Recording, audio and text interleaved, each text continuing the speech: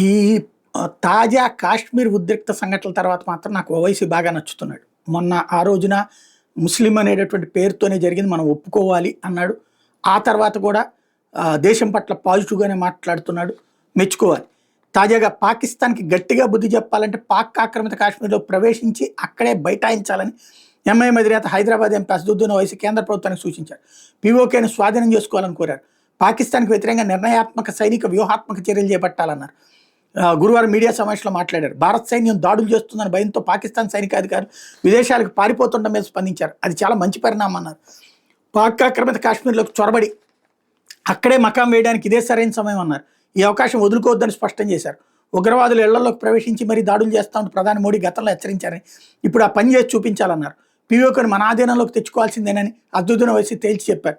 PoK భారత్కే చెందుతుందంటూ parliament ఇప్పటికే ఒక తీర్మానం ఆమోదించింది గుర్తు చేశారు.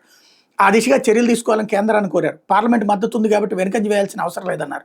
హైదరాబాద్ లుంబినీ పార్క్లో దిల్సుఖ్ నగర్లో ఉగ్రవాద దాడులు జరిగిన అసదుద్దీన్ ఓవైసీ గుర్తు చేశారు. ఉగ్రవాదులు ముంబైలో బేకర్ దాడులు పాల్పడ్డారు. 2019లో పుల్వామాలో మన జవాన్లను ముష్కర్లు బలి తీసుకున్నారని గుర్తు చేశారు.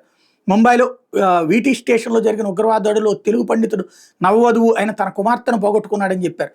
నిజామాబాద్కి చెందిన ఆ నవవధువు చేతికి గోరింటాకు ఉందన్నారు. గతేడాది వైష్ణోదేవి ఆలయం వద్ద జరిగిన ఉగ్రదాడిలో 7 పర్యాటకులు మరణించారని గుర్తు చేశారు. ఉగ్రవాదంపై కట్టిగా వ్యవహరించాలని ప్రతిపక్షాలు తరచుగా కోరుతూనే ఉన్నాయని చెప్పారు.